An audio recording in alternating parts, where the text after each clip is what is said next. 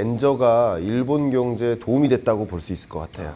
엔저 현상에서 다소 벗어나는 뭐 그런 현상을 좀 야기할 세계 금융 관련 경제 기구들이 공통적으로 전망하는 게 중국 경제 성장률이 24년이 낮다는 거예요. 아, 더 낮아요? 공통적인 겁니다. 내년에도? 예, 공통적인 거.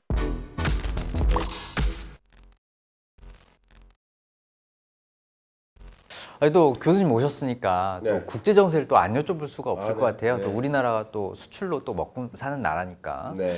일단 뭐 주변 이웃 국가인 일본 성장률이라든지 물가 앞으로 전망 좀 어떻게 보시나요? 자, 일본 경제는 2023년에 솔직히 얻어 걸렸죠. 좋은 상황으로 놓여진 거죠. 일본 경제 같은 경우는 세계 모든 국가들이 인플레 압력을 받은 건 맞아요.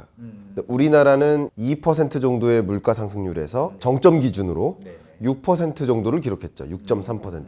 그리고 미국 같은 경우는 예를 들어서 2% 수준의 물가 상승률에서 9.1%의 물가 상승률을 기록했죠. 정점 기준으로.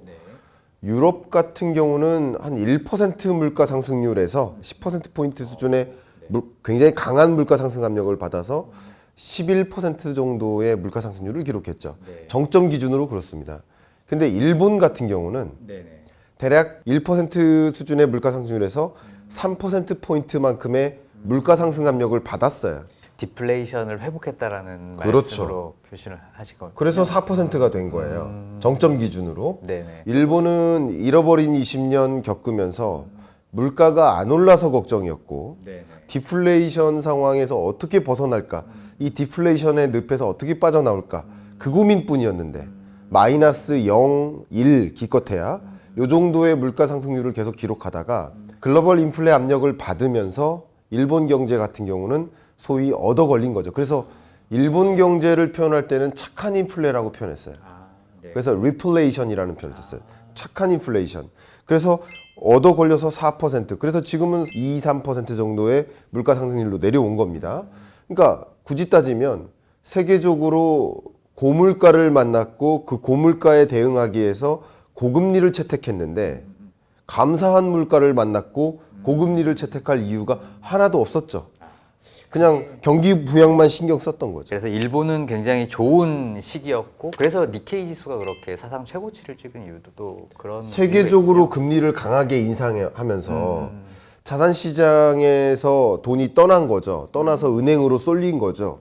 그러면서 주가가 무너지고 집값이 떨어졌던 건데, 근데 일본 같은 경우는 마이너스 기준금리를 계속 유지했기 때문에, 또 상대적인 관점에서 보면 세계 주요국들과 일본과를 비교해 보면 일본은 상대적으로 굉장히 강한 완화적 통화 정책을 가동했던 거죠. 네네, 계속 지금도 하고 있는 그렇죠. 상황이죠. 네. 세계적으로 다 올리는데 일본만 계속 낮은 금리를 유지해 왔기 때문에 금리를 유지한 게 아니라 상대적으로 보면 인하한 격이 된 거죠. 그러니까 일본으로 자금이 많이 몰렸고요. 그래서 주가가 정말 사상 최고로 호황이 있었고, 경제도 고물가가 등장했으니까 이 실질 GDP 증가율로는 올라갈 수밖에 없고요. 물가 상승률이 반영되니까. 결국 그게 이제 금리 차로 인해서 엔저 현상이 계속 지속화되고 있는 것 같다는 생각이 좀 들더라고요. 그렇죠. 근데 일본의 엔저는 뭐 미국이 용인을 해주는 거야? 아니면 일본이 그렇게 엔저를 해도 뭐 펀더멘탈상 이상이 없는 건가요?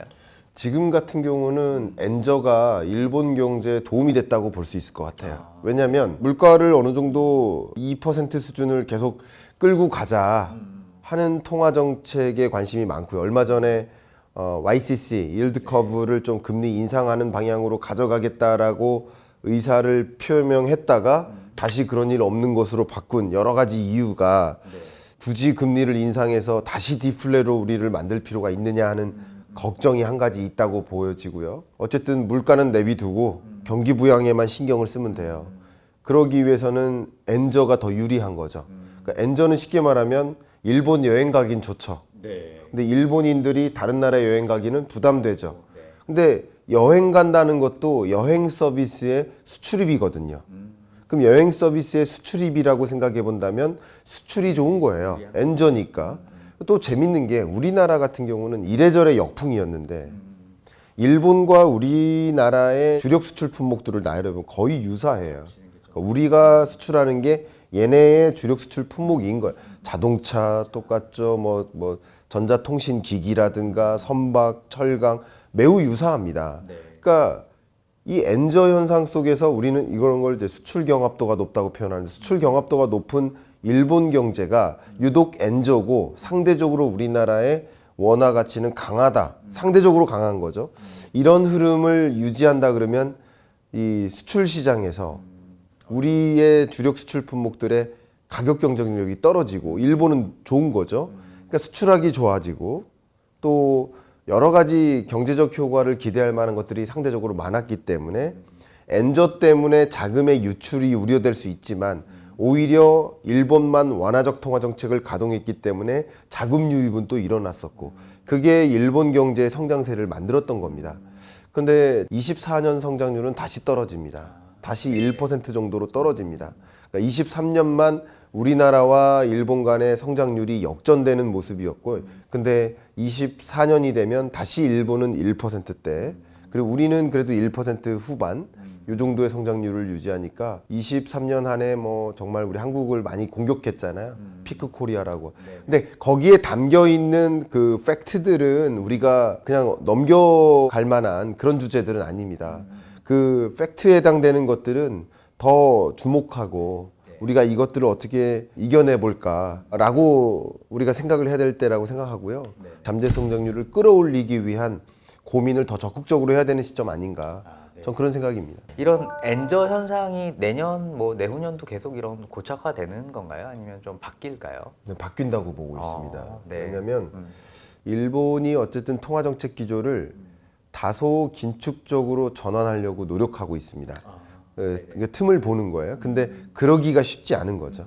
근데 그렇게 하고자 하는 이유 중에 하나는 팬데믹 때도 일본은 금리를 인하할 수 있는 카드가 없었습니다. 원래부터 마이너스 금리를 유지했기 때문에 이렇게 마이너스 금리, 제로 금리를 유지하고 있는 상황이면 위기 상황에 그 위기를 극복하기 위한 통화 정책의 수단이 사라짐을 의미해요. 그러니까 금리를 정상화할 필요가 있는 거예요. 근데 금리를 정상화하는 노력 속에 경기가 다시 꼬꾸라질까 봐 걱정이 되니까 할 것 같다가 또 안 하겠다고 이렇게 표현한 거지만 상황을 봐가면서 그래도 마이너스 기준금리가 아닌 제로 혹은 0.5% 수준이라도 그래도 기준금리를 어느 정도 올려놓으려는 노력을 할 겁니다.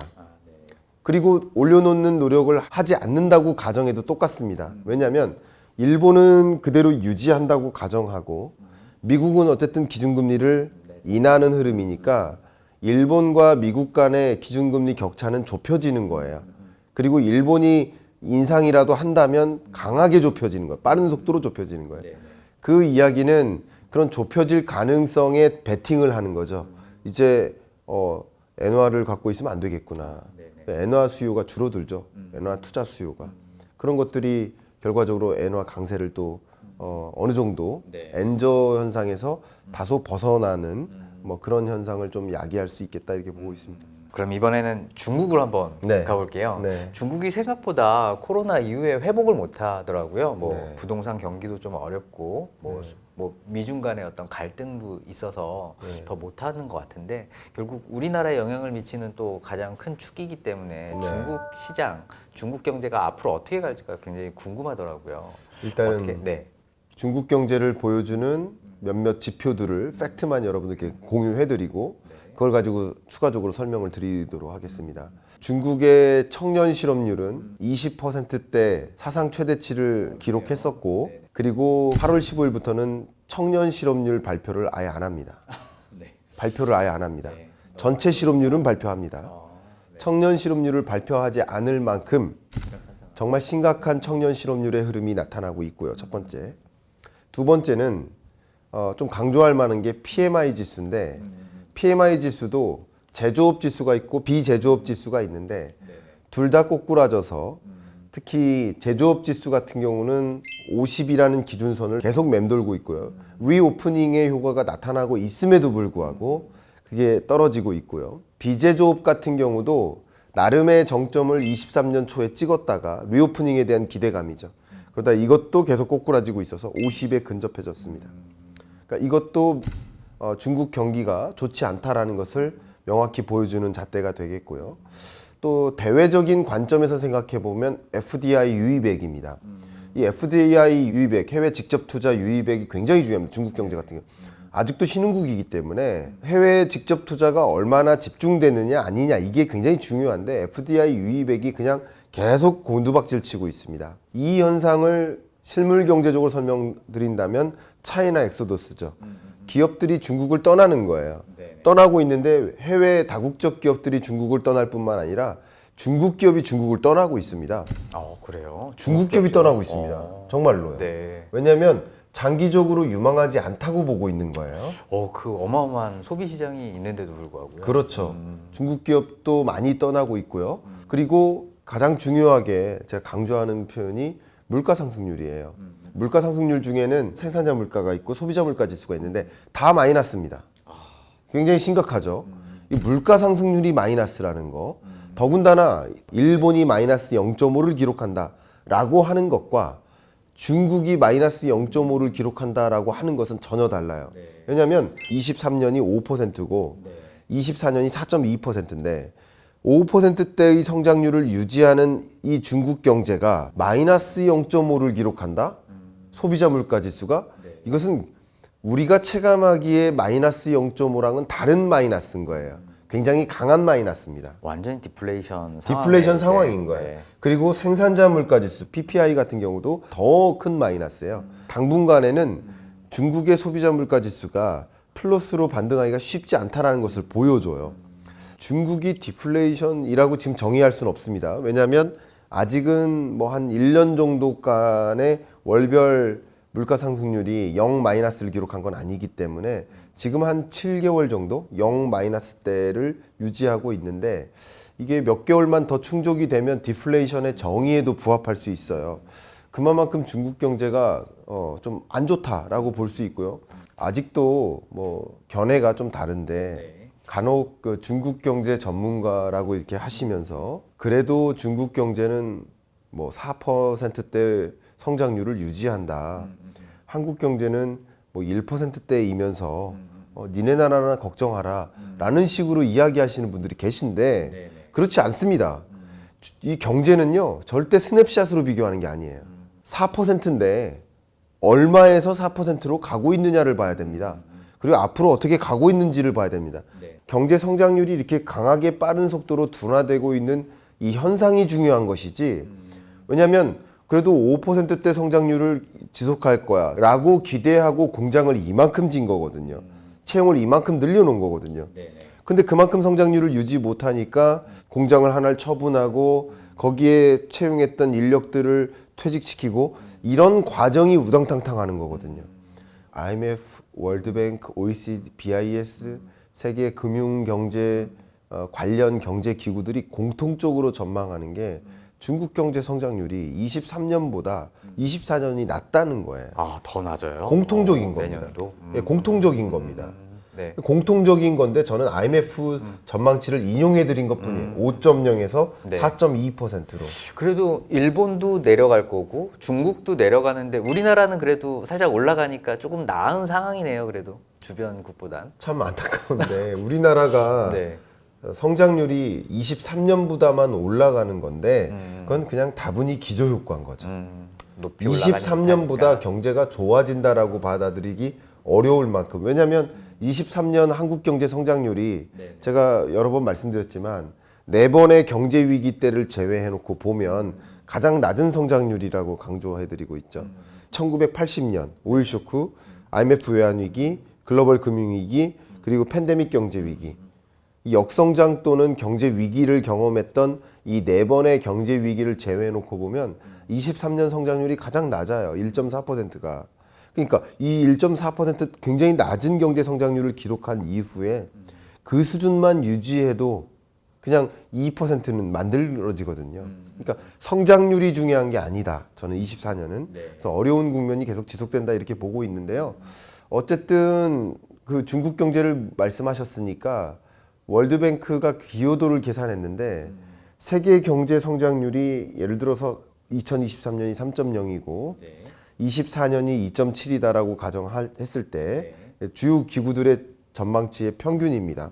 중국 경제 성장률의 기여도가 줄어요. 그러니까 그만큼 중국 경제가 힘을 못 받고 있는 모습이다. 이렇게 좀 말씀드리도록 하겠습니다. 네, 알겠습니다. 또 우리 주변 이웃국들이 또 우리나라에 또 미치는 영향이 있기 때문에 일본과 중국에 대한 이야기를 또 들려주셨고요. 물론 여기서도 실물 경제랑 또 자산 시장이랑 또 다르다라는 네. 부분을 또 말씀을 주셨기 때문에 다음 시간에 또 직접 자산 시장에 대해서 여쭤보도록 하겠습니다. 그렇게 하겠습니다. 네. 금리는요. 미국의 인하 시점을 좀 봐가면서 하지 않을까. 자산 시장으로 몰려 들어갑니다. 주식 시장은 한 6개월 정도 선반영된다고 보시면 좋겠고요. 코인은 한 9개월. 중국 경제가 기울고 그것의 반사이익을 보고 ETF를 투자하셔라라는 말씀을 많이 들었었어요.